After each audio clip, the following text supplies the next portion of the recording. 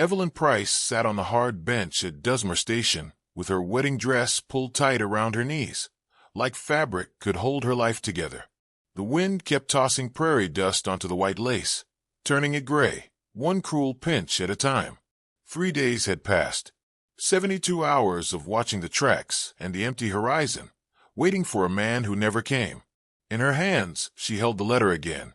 The paper had gone soft at the edges from being read too many times. The words inside promised everything a young woman could want in Wyoming Territory. A husband, a home, a future that would not ask for pity. The letter had sounded so sure. It had called her my dearest Evelyn. It had said she would soon be Mrs. Thomas Hartley, mistress of a fine cattle ranch. It had made her believe she was not foolish for dreaming. Now it was only proof that someone had known how to lie in a way that felt like love. That morning, the telegraph operator had looked up at her with tired eyes and told her the truth. No Thomas Hartley. No ranch with that name. No record at all. Just a marriage swindle, like the ones whispered about in train towns and border places. The news had landed in her chest and stayed there, heavy and cold. Jediah Burke, the station master, came near with careful steps, like she might bite or break. His boots scraped the warped boards of the platform. He had the kind of face the West gave men, weathered and honest, with pity lines around the eyes. "Miss Price," he said, "the westbound comes in an hour. I could arrange you a ticket back east. Sometimes the railroad makes allowances for situations." Evelyn lifted her chin. Even though her stomach was hollow and her head felt light, she could already hear the whispers back home in Philadelphia. Poor Evelyn, always dreaming too big, always reaching for something she did not deserve. "I'm not going back," she said. Burke shifted, as if the word surprised him. "Miss, you can't sit here forever. Dusmer ain't safe for a woman alone." "I said I'm not going back." He pulled a silver dollar from his vest pocket. "For food. Mrs. Holloway runs a boarding house 2 streets over. Clean place." The coin gleamed like an accusation. Charity. Evelyn hated how badly she needed it. She touched the empty purse at her hip and lied without blinking. "I have money." Burke set the coin on the bench beside her. "Anyway, hospitality," he said softly, and walked away. Evelyn stared out at the sharp blue sky. It was too big, too bright, too uncaring. In Philadelphia, the sky always felt close, like a ceiling. Here, it felt like it could swallow her whole and never notice. Small boots thumped on the boards behind her. Evelyn turned. A little girl stood near the edge of the platform. She looked 7 or 8, maybe. Her dark hair was dusty. Her dress was old and patched, and the boots on her feet were too big, like she had stepped into someone else's life and refused to step back out. "You're the bride," the girl said. It was not a question. Evelyn's throat tightened. "I'm nobody's bride." The child tilted her head, studying her like a person studies a broken thing to see where it cracked. "You've been sitting here 3 days. The whole town's talking. Mrs. Holloway says you're touched in the head. Mr. Giles thinks you're running from a law." She paused. "I think you're just sad." Evelyn tried to sound sharp, but it came out tired. "What would you know about sad?" The girl stepped closer. Her boots clunked like small hammers. "I know sad. My mama knew sad too, before she died. She used to sit like you're sitting, all straight, like if you hold yourself just right, you won't fall apart." The words hit Evelyn so cleanly she had to look away. "Where's your father?" she asked. "Working," the girl said. "Always working. That's why I came to find you." She reached out a hand, dirt under her nails, brave as daylight. "Will you marry my daddy instead?" For a heartbeat, the world held still. The tracks, the sky, the dust hanging in the air. The question sounded impossible, but it also sounded like a rope toss to a drowning person. Evelyn let out a shaky breath. "Child, you can't just ask strangers to marry your father." "Why not?" the girl said. "You need a husband. He needs a wife. I need a mama." Evelyn stared at her, stunned by the simple logic and the quiet hunger behind it. "What's your name?" "Clara. Clara Callahan. My daddy's Samuel Callahan." Clara's voice rushed now, like she was afraid Evelyn might disappear. He can't braid hair. He burns everything he cooks. He forgets to talk for days sometimes. But he's good. He don't drink like Mr. Watson. He don't hit like Mr. Briggs used to hit Mrs. Briggs. Evelyn swallowed. Clara, sweetheart, marriage isn't about fixing cooking. Clara reached into her pocket and held out a crust of bread wrapped in cloth. Eat. You're hungry. Evelyn's pride cracked right down the middle. She took the bread with trembling fingers and bit into it. It was hard and stale, but it was food. Her stomach clenched, like it had been waiting for permission to live. Clara nodded like a judge. See, we got food. We got stew. Daddy shot an elk last week. Before Evelyn could form another careful sentence, Clara grabbed her carpet bag. For such a small girl, she was strong. She started dragging it toward the stairs. Come on, Clara said. You can decide after you meet him. But even if you don't marry him, you can stay for supper. Evelyn stood with legs that ached from sitting and a heart that ached from everything else. She looked down the tracks where the East waited with its safe shame. Then she looked at Clara in oversized boots, carrying a stranger's bag like it belonged to her. How far is your ranch? Evelyn heard herself ask. Clara's face lit up like sunrise. 3 miles north. Daddy's going to be surprised. Evelyn let out a small laugh that sounded rusty, like a gate that had not opened in years. She stepped off the platform and followed the child into the wide Wyoming light, not knowing if she was walking toward trouble or rescue, only knowing she could not sit on that bench one more hour. The town of Dusmer watched them as they walked. Evelyn felt every stare like a stone thrown, without a hand showing. Men leaned on posts outside the saloon. Women paused near the general store windows. Even the dog seemed to know she was the bride who had been left behind. Clara tugged her forward, as if the whole world could be outrun. Don't mind them, she said. They stare because they got nothing better to do. Her boots clumped on the dirt road, too big for her feet, but she walked like she owned the ground. Evelyn held her dress up with one hand, so it would not drag. The wind kept pulling at her veil, like it wanted to take it away. She let it. She was tired of holding on to things that did not want her. Your father knows you're out here? Evelyn asked. He knows I go where I need to go, Clara said. He don't like it, but he knows. They left the last buildings behind and followed a wagon trail into open grassland. The prairie rolled out in every direction, waves of grass moving with the wind. Far away, the mountains wore snow on their heads, even though spring had warmed the lower land. Evelyn felt small in that wide space. In Philadelphia, there was always a wall close by, a street, a roof line. Out here, there was only sky and the steady hum of the wind, as if the land was always speaking. Clara glanced up at her. You're not going to run, are you? I'm walking with you, Evelyn said. That's not what I asked. Evelyn looked down at the child's face. There was hope there, bright and dangerous. No, Evelyn said softly. I'm not going to run. Clara's shoulders dropped, like she had been holding her breath for 3 days too. Good, she said. After a while, Clara pointed ahead. That's home. The ranch sat low against the land, built from logs and hard work. A porch wrapped around part of the house. A barn stood nearby. Its red paint faded like dried blood. Smoke drifted from the chimney, and Evelyn felt a strange relief at that simple sign of life. Clara slowed near the steps. For the first time, her boldness shook a little. Maybe I should tell him first, she whispered, so he don't get mad. Evelyn's heart tightened. Clara, I don't want to cause trouble in your home.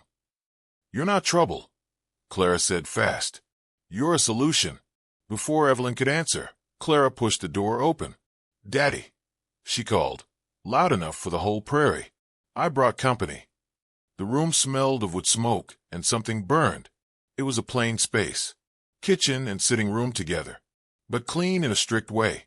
Everything had a place, as if order was the only thing keeping the world from falling apart. A man came out from the back room, and Evelyn stopped breathing for a moment. Samuel Callahan was tall and broad, built like he belonged to the land. His hair was too long. His beard needed trimming. His clothes were worn but clean. His hands were scarred from work, but the way he moved them was careful. Then his eyes landed on Evelyn. They were gray, like storm clouds that never fully emptied. They held confusion, then sharp alarm, and then something that looked like fear. "Clara," he said, voice rough and low. "Who is this?" "This is Miss Price," Clara announced, proud, as if she had brought home a prize calf. "She's staying for supper." Samuel's gaze tightened on Evelyn. "Miss Price," he repeated slowly. "The bride from the station." Evelyn felt heat rise in her face. Her shame returned like a slap. "Mr. Callahan," she began. "I'm sorry. Your daughter was concerned. I can leave at once." Clara cut in before her father could speak. "She's hungry," she said. "We got elk stew." Samuel's jaw clenched. "Clara, you walked 3 miles." "In these boots," Clara said, as if that settled it. Samuel's eyes dropped to Clara's feet, then to Evelyn's dusty dress, then back to Evelyn's face. The anger he might have had seemed to turn inward instead, like he did not know where to put it. "You'll stay for supper," he said at last. It was not warm. It was not gentle, but it was not cruel either. It sounded like a man making a decision because the world had already made too many decisions for him. Clara's face lit up. She grabbed Evelyn's hand and pulled her toward a side room. "That's Daddy's welcome," she whispered. "He just don't dress it up." The room Clara led her into felt like it had once belonged to a woman. Evelyn could tell by what was missing. Empty hooks on the wall. A space where a mirror had been. A faint scent that reminded her of lavender, like a memory that refused to leave. Clara pointed to a wash basin. "You can wash up. Daddy don't like dirt tracked through the house." Evelyn poured water into the basin and washed her hands and face. The dust came off in gray streams, and for the first time in days, she saw herself clearly. A tired woman. A frightened woman. A woman who still stood straight even when she had no reason to. Clara sat on the bed, swinging her booted feet. "This was Mama's room," she said, then added quickly, "It's spare now. Daddy sleeps in the barn most nights. Says the house feels too full of empty." Evelyn's throat tightened. "Your mother died 2 winters ago," Clara said. "Fever." Evelyn dried her hands. "I'm sorry." Clara shrugged, like she was used to carrying heavy things. "Daddy still talks to her sometimes. He just don't talk to people much." When Evelyn came back into the main room in her plain blue dress, Samuel stood at the stove, stirring a pot like it might explode. Clara sat at the table, watching him like she was guarding him. "It smells good," Evelyn said, even though it smelled a little scorched. "It's edible," Samuel said. "Usually," Clara added. "Mostly," she corrected herself. Evelyn surprised herself. "May I help?" Samuel looked at her like she had asked to pick up his rifle. "No," he said too fast. Then he cleared his throat. "You're a guest." "I know kitchens," Evelyn said quietly, "and I haven't had anything to do but wait and worry. Please." Something in Samuel's face shifted, like he did not know how to refuse a kind offer without feeling weak. He stepped back, stiff. "If you insist." Evelyn tasted the stew, then found salt, pepper, and dried herbs hanging from the rafters. "Thyme," she murmured, "and sage. Mama grew them," Clara said. "Daddy keeps them even though he don't use them." Evelyn stirred, added herbs, and watched the stew change. It smelled warmer. It smelled like someone cared. When they sat to eat, Clara took a spoonful, and her eyes went wide. "This is how Mama made it," she whispered. Samuel froze. His spoon stopped halfway to his mouth. He set it down carefully, as if it might break. Then he stood so fast his chair scraped the floor. "I should check the horses," he said, voice too tight. He left, closing the door with control that did not match the storm of feeling Evelyn saw in his eyes. Clara's face crumpled. "I always say the wrong thing." Evelyn reached across the table and covered Clara's small hand. "You said the right thing," she whispered. "Sometimes the right thing hurts the most." The sky darkened early that night. Wind began to rise, pushing against the house. The first drops of rain hit the roof, like thrown pebbles. Then the storm came hard, rattling the windows and making the logs groan. Samuel returned wet from the rain and stood by the door, as if he did not know where to put himself. "Storm's coming strong," he said. "You'll stay tonight. It's not safe to walk back." Evelyn opened her mouth to argue, to insist she would not be a burden, to protect herself with pride. But pride had already left her on that station bench. She looked at Clara's hopeful face, at Samuel's tense shoulders, at the warm lamplight, fighting the dark. "Just tonight," Evelyn said. Samuel nodded once, sharp and relieved at the same time. "Just tonight," he agreed. And as the storm howled outside, Evelyn felt something else start to build inside her. Quiet and strange. Not romance. Not safety. A choice. One she might have to make again when morning came. Morning came clean and bright, like the storm had washed the whole world and hung it in the sun. Evelyn woke under a heavy quilt stitched with rings that held together piece after piece, like someone had believed broken things could still become whole. From the kitchen, she heard Clara's voice, sharp and happy. "Daddy, you're burning the eggs again." Evelyn stepped into the main room and saw Samuel at the stove, staring at the pan like it had betrayed him. Clara sat at the table, her hair wild, her eyes bright. Samuel looked up and went still, like he had forgotten how to have a woman in his house at dawn. "Good morning," Evelyn said. His throat worked once. "Miss Price." Clara grinned. "See, you stayed." Evelyn moved to the stove without thinking. "May I?" Samuel stepped back right away, almost like he was grateful. "Please." "Storm's coming strong," he said. "You'll stay tonight. It's not safe to walk back." Evelyn opened her mouth to argue, to insist she would not be a burden, to protect herself with pride. But pride had already left her on that station bench. She looked at Clara's hopeful face, at Samuel's tense shoulders, at the warm lamplight, fighting the dark. "Just tonight," Evelyn said. Samuel nodded once, sharp and relieved at the same time. "Just tonight," he agreed. And as the storm howled outside, Evelyn felt something else start to build inside her. Quiet and strange. Not romance. Not safety. A choice. One she might have to make again when morning came. Morning came clean and bright, like the storm had washed the whole world and hung it in the sun. Evelyn woke under a heavy quilt stitched with rings that held together piece after piece, like someone had believed broken things could still become whole. From the kitchen, she heard Clara's voice, sharp and happy. "Daddy, you're burning the eggs again." Evelyn stepped into the main room and saw Samuel at the stove, staring at the pan like it had betrayed him.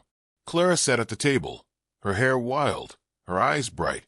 Samuel looked up and went still, like he had forgotten how to have a woman in his house at dawn. "Good morning," Evelyn said. His throat worked once. "Miss Price." Clara grinned. "See, you stayed."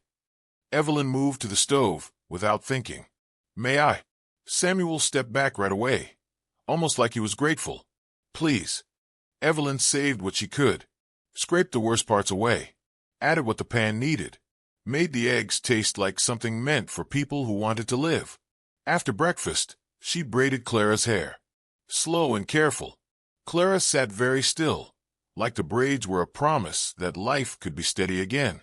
That day, Evelyn did not go back to the station. She worked. She cleaned the corners that grief had let go dusty. She put order back into drawers. She helped Samuel with small ranch things he did not speak about, like mending a gate that had been hanging wrong for months. In the evening, she opened his ledgers and saw the truth hiding under tired numbers. The ranch was behind, not ruined yet, but leaning toward trouble.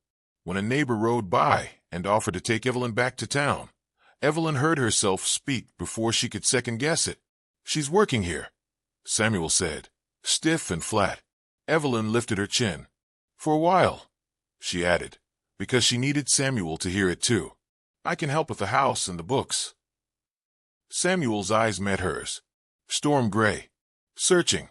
He did not say thank you. He did not say welcome. He simply nodded once, and in that nod was a kind of agreement he did not know how to put into words. Days became a rhythm. Evelyn made breakfast. Samuel did the early chores.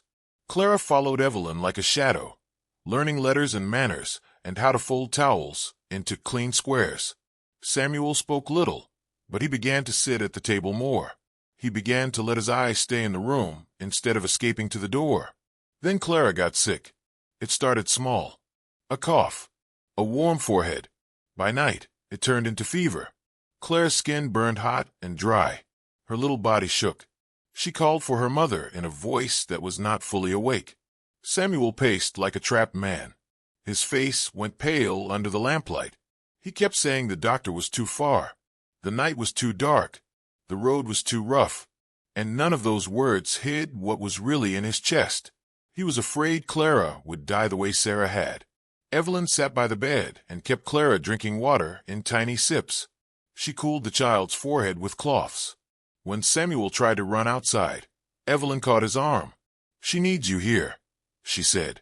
"I can't watch this again," he whispered. "Yes, you can," Evelyn said, and her voice did not shake. "You will." Clara's hand found Samuel's and held tight. "Daddy," she murmured, "tell me a story." Samuel froze. Then his shoulders bent, like a man carrying a load too long. He sat down and began to talk. He told Clara about Sarah coming to Wyoming in a dress too fine for ranch dirt. He told how she learned to work, how she learned to laugh, how she made the house feel like more than logs and smoke. His voice was rough at first, but then it found a path, and the words came like water through a crack in stone. Near dawn, Clara's fever broke. Her breathing eased. Her face softened. She slept like a child who had fought hard and won. Samuel sagged in the chair, still holding her hand. He looked at Evelyn like he had not known he could ever feel relief again. "You stayed," he said. "Of course I stayed," Evelyn answered. He swallowed. "Thank you." It was the first time his gratitude sounded like something real he meant to give. A week later, Trouble rode up to the ranch in a wagon, wearing a smile that never warmed his eyes. Marcus Briggs. He spoke about taxes and deadlines like he enjoyed the sound of fear. He demanded $200 by the end of the month, or he would start foreclosure. $200 might as well have been the sky. When Briggs left, Samuel stood in the yard like a man hearing his own life crack. "We'll find it," Evelyn said, though her stomach turned when she saw how tight Samuel's jaw was. Evelyn did what she always did when fear grew too big. She worked. She made a plan out of thin air. She talked to women in town. She listened. She learned what people needed and could not get. She turned milk and berries and root vegetables into things that could sell. Butter, jam, pickles, apple butter, rich and thick. Clara helped with labels, proud and serious. Neighbors brought jars, sugar, and cloth without asking for anything back. They had all seen Briggs circle for years, and they were tired of it. The money came slow, but it came. Then the letter arrived. It was from a law firm back east. Evelyn opened it with shaking fingers and read the words twice before her brain accepted them. An inheritance. $200. The exact amount. Samuel turned away from her, like he did not want her to see his face. "You can go back east now," he said quietly. "Start over, right?" Evelyn stepped closer. "Is that what you want?" His voice came out rough. "It's what you should want." Clara appeared in the doorway like a small storm. "Are you leaving?" Evelyn looked at the child, then at the man who had offered her a bed in a storm and said thank you like it cost him something. "No," Evelyn said. Samuel's head snapped toward her. "I'm not leaving," she repeated. "Not unless I'm being sent away." Samuel stared, and in his eyes she saw fear and hope tied together so tight they could not be pulled apart without breaking. "I want you to stay," he said at last, like the truth hurt to say. "But not because we need your money. Not because you got nowhere else." Evelyn's voice stayed calm, even though her heart did not.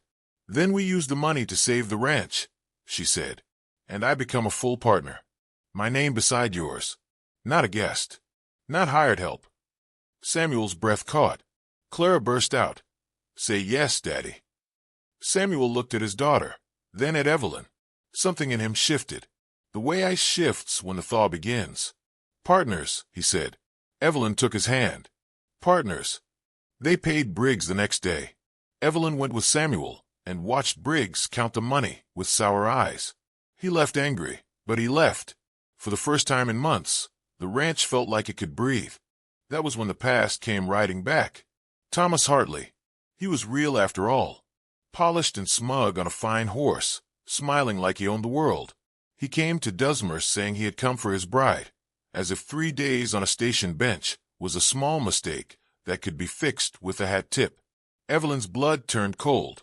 Hartley spoke sweetly in front of others and poisoned every word with insult.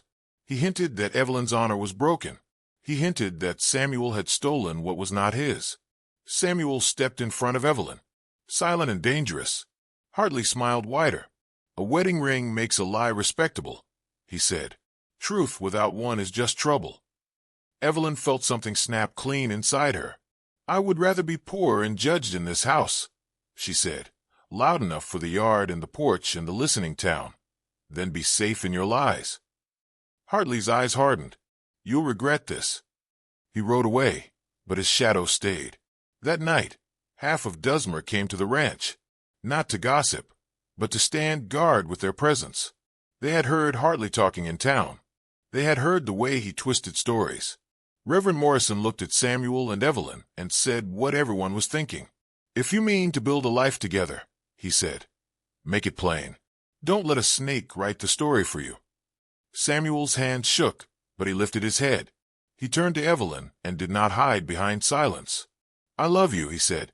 "Not the way I loved Sarah. That was different. But this is real, and it's here, and I'm tired of being afraid of it." Evelyn's eyes burned. She did not answer with a speech. She kissed him. It was quick and fierce and honest. And when she pulled back, Samuel looked like a man who had been holding his breath for 2 years. Then Clara called from the window, "Are you done yet? Because people are staring." The whole yard laughed, and the laughter felt like sunlight after a long winter. They married that same day in the church, simple and fast, with Clara standing between them like a small guard of honor. The town filled the benches, not because it was proper, but because they wanted to witness something good. Evelyn wore her blue dress. Samuel wore a clean shirt. Clara held their hands, like she was joining them herself. For a few hours, it felt like peace. Then the fire started. It hit the barn in the middle of the night. Fast and hungry, the smell of smoke ripped Evelyn awake. Samuel was already running outside, shouting Clara's name. Flames climbed the wood like they had been waiting. "The horses!" Clara screamed. Samuel ran toward the barn without thinking. Evelyn ran after him. Heat punched her face. Sparks flew like angry insects. Inside the barn, the horses screamed and kicked, wild with fear. Samuel fought the stall doors with his shoulder, his hands, his whole body. "Get out!" he yelled at Evelyn. Evelyn grabbed a rope and pulled a terrified mare toward the opening. The horse fought, nearly throwing her, but Evelyn held on with every ounce of stubborn strength she had left in her life. She got the mare out, and did not stop. Then she went back. Samuel was still inside, freeing the last horse, smoke rolling around him like a storm. Evelyn threw water on his shirt when she saw it start to smolder. Together, they dragged the last horse out just as the roof cracked and fell in with a roar that shook the ground. They hit the dirt hard, coughing, shaking, alive. The barn burned to ash behind them, but the animals were safe. Samuel pulled Evelyn into his arms, like he was afraid she might vanish. His voice broke on her name. "You could have died," he whispered. "So could you," Evelyn said. "And I wasn't going to let you." The town came running with buckets and lanterns. They saved the house. They saved what they could. When dawn arrived, it rose over blackened wood and steaming ash. Evelyn stood beside Samuel and Clara and watched the smoke drift away. This was not the life she had dreamed about on the train. This was harder. This was real. And it was theirs. 2 weeks later, the whole county showed up for a barn raising. Men lifted beams. Women brought food. Children ran between boots and boards, like they were part of the work. The new barn rose in one long day, strong and plain, built from community and stubborn love. That night, when the last hammering stopped and the sky turned dark, Samuel handed Evelyn a letter. "My dearest Evelyn," it began. He had written it that morning, like he had finally learned how to say what mattered while he still could. He told her she had made the house feel warm again. He told her she had taught him that loving again was not betrayal. He told her he did not write to Sarah anymore, because he did not need letters to nowhere when love was sitting beside him. Evelyn read it by lamplight, tears falling onto the page.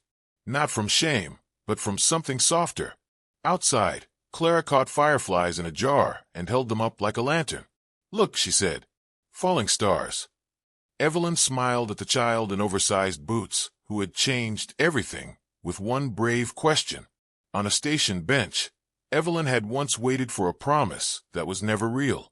Now she stood on a porch beside a man who had almost forgotten how to hope, and a little girl who never stopped hoping, and a home that had been tested by fire and still held. The wrong train had delivered her to the right place. If you felt this story in your heart, don't forget to like and subscribe to From Wild West 2, where every story rides through the heartbreak, the hope, and the kind of love that saves us when we need it most. See you in the next tale, partner.